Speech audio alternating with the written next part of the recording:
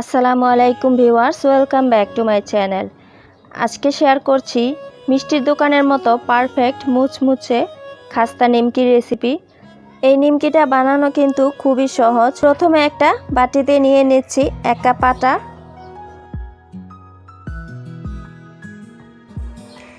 এরপর এখানে দিয়ে দিচ্ছি স্বাদমতো লবণ। লবণটা একটু বেশি থাকে নিমকিতে, তাই আমি একটু বেশি পরিমাণে দিয়ে দিলাম।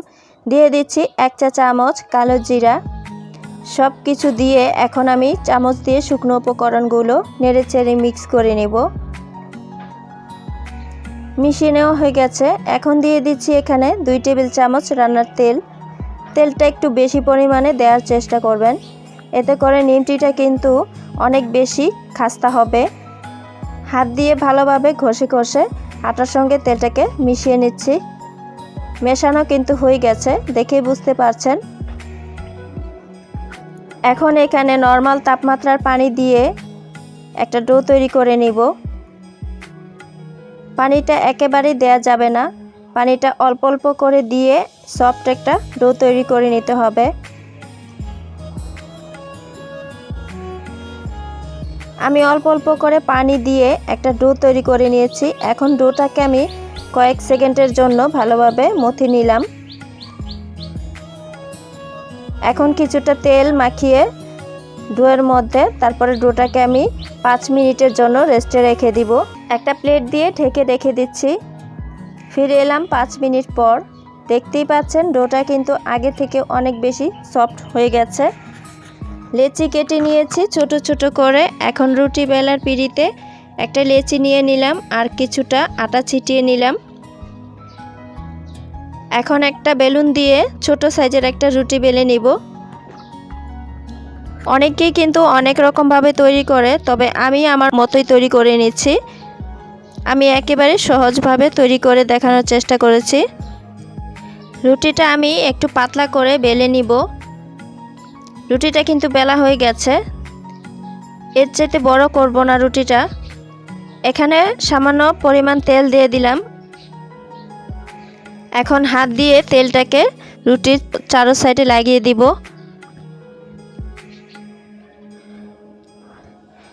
এখন একটা সাইড টেনে তারপরে নিচ থেকে লাগিয়ে দিব। ঠিক একইভাবে তার অপর সাইড থেকেও লাগিয়ে দিব। এখন হাত দিয়ে একটু চেপে, হালকা হাতে চেপে দিতে হবে। তারপর আমি বেলুন দিয়ে আবারও একটু বেলে নিব। একটু বড় সাইজের নিমকি আমি তৈরি করব, তাই একটু বড় করে বেলে নিচ্ছি। তো নিমকিগুলো কিন্তু আমার বানানো হয়ে গেছে। চুলায় আগে থেকেই পরিমাণ মতো তেল আমি গরম বসিয়ে দিয়েছি। আর তেলটা কিন্তু পুরোপুরি গরম করা যাবে না, হালকা গরম থাকা অবস্থাতেই নিমকিগুলো ছেড়ে দিতে হবে। এই পর্যায়ে চুলার আঁচটা আমার মিডিয়াম টু লো হিটে আছে।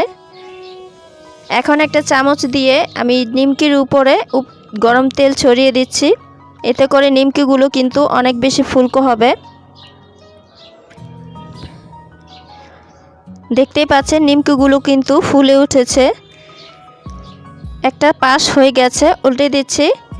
যখনই দেখবেন একটা পাশ একটু কালার চলে এসেছে, তখনই কিন্তু নিমকিগুলো উল্টে দিতে হবে।